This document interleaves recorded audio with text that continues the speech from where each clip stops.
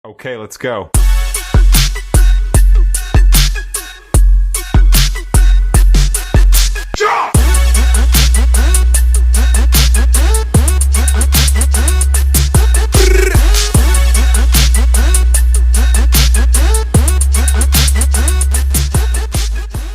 Okay guys, good morning or magandang araw kung anong oras mo man ito pinapanood. Sa video po na ito ay mag unbox tayo ng ating drone, DJI Mini 4K. Ito yung ating nabiling drone. So pag-uusapan natin ang drone na ito na isa sa pinaka abot kayang drone ngayon mula sa DJI, at ito lang yung kaya ng ating budget. Ang DJI Mini 4K ay isa ito sa entry level nila. So sulit nga ba ito para sa presyo? O anong makukuha mong features at para kanino ba ang drone na ito? So alamin natin sa ating pag-unbox nito. Okay, so simulan na natin. Okay, so kapag binuksan mo yung box mo, ang kahon ng DJI Mini 4K, simple pero solid ang laman. Ang mismong drone ito nauna. So sobrang gaan lang niya ito. So yan, may ilagay muna natin dito sa may gilid. Yan. Tapos salitin natin ito. Yan na. Meron siyang charging cable. Okay, yan, ilagay natin sa gilid. At saka mga manuals. Okay. Tapos maliit lang siya, halos kasing laki lang ng kamay. Okay, lagay natin sa tabi. Yan, halos kasing laki ng kamay kapag nakatupi.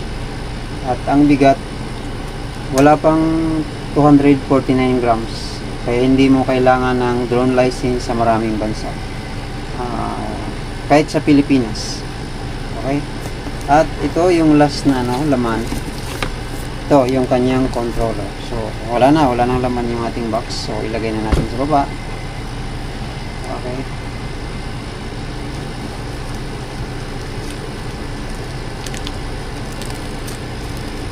Pagdating sa camera, ito ang selling point niya. 4K video recording up to 30 frames per second or 30 fps. Para sa presyo nito, solid na yan. Mayroon din itong 12 megapixel photo capability, kaya okay rin pang aerial photography.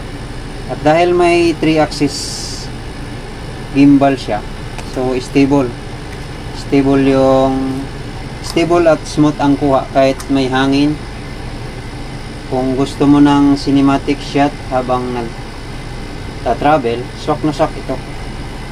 So ayan, tingnan natin yung ito, meron siyang dito, gimbal cover. So pag inalis mo yan na yung kanyang gimbal. So 3-axis gimbal siya. Okay, ganito, hanggaan lang niya. Okay, balik na natin. So hindi pa naman natin i-testing. Yun, hindi na marunong magbalik. Ano ba yan? Yan, okay. Tapos press. Okay, so dyan yan. Ito, tingnan naman natin yung laman nito. So nandito na yung charging cord. So dito meron siyang screw, saka propellers, extra propellers, at saka meron pa ditong ito, mga stickers na mula sa DJI. Okay. Tapos dito sa kabila, ito yung isasalpak doon sa controller at saka sa papunta doon sa ating cellphone. Okay.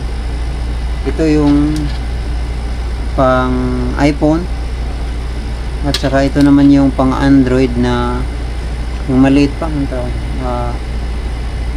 Basta yung pang Android na medyo luma-luma na hindi pa siya naka type C. So yan. Okay.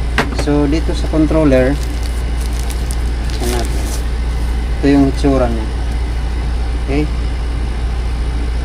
So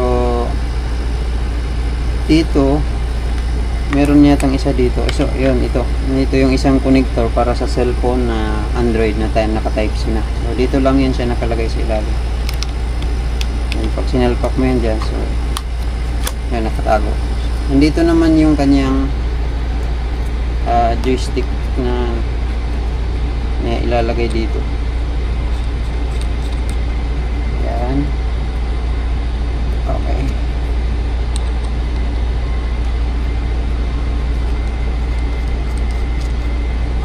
Okay, so yan lang yung laman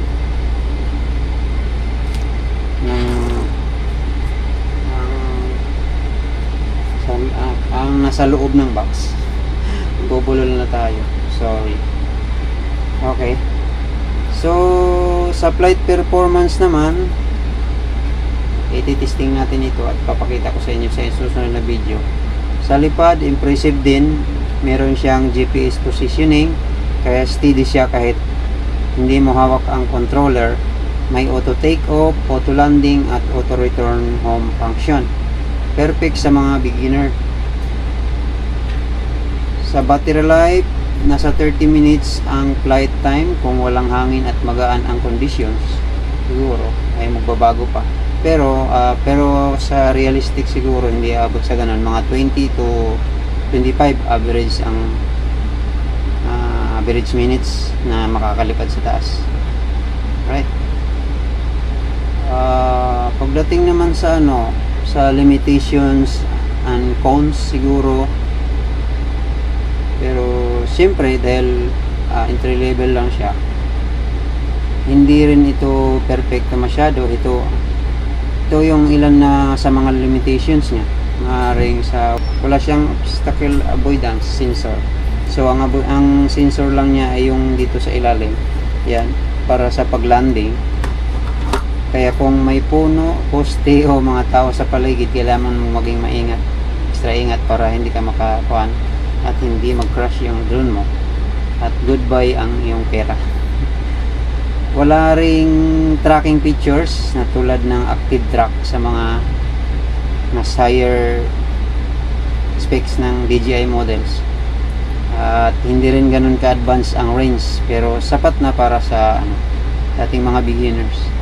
So kung ikaw ay beginner, content creator, traveler, o simpleng mahilig mag-drone para sa nature shots, perfect na ang yung DJI Mini 4K para sa iyo, kasi hindi mo naman kailangan gumastos ng malaki para sa magandang kalidad. Okay, so sa presyo, performance at quality, masasabi ko na ang DJI 4K ay isang solid na entry level drone para sa mga gustong pumasok sa drone world, sa travel, adventures, na gustong makita yung mga kagandahan ng isang lugar na hindi makikita lang na nasa baba ka lang, at mas magandang tingnan pag nasa drone shot. Na sakto lang ang budget, so ito na ang sagot sa ating pangangailangan. Okay, so yan, kung meron man kayong alam pa at nakalimutan kong banggitin dito, so mag comment lang kayo sa baba. At siyempre kung hindi ka pa nakasubscribe sa ating channel, ay pakihit na rin po ng subscribe, like, and share At i-hit nyo rin yung notification bell para updated kayo sa lahat ng ating mga uploads. Kung mahilig ka sa mga food review, travel, adventures, nasa tamang channel ka. At papakita namin sa inyo yung mga lugar na aming mapupuntahan dito sa Pilipinas. Yung mga magagandang lugar. Okay. So, ito lang muna ang ating review sa about dito sa DJI Mini 4K na first drone natin. Okay. So,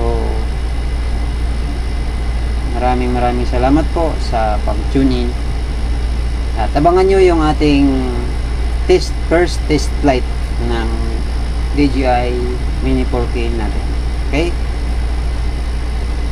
Once again, thank you and goodbye.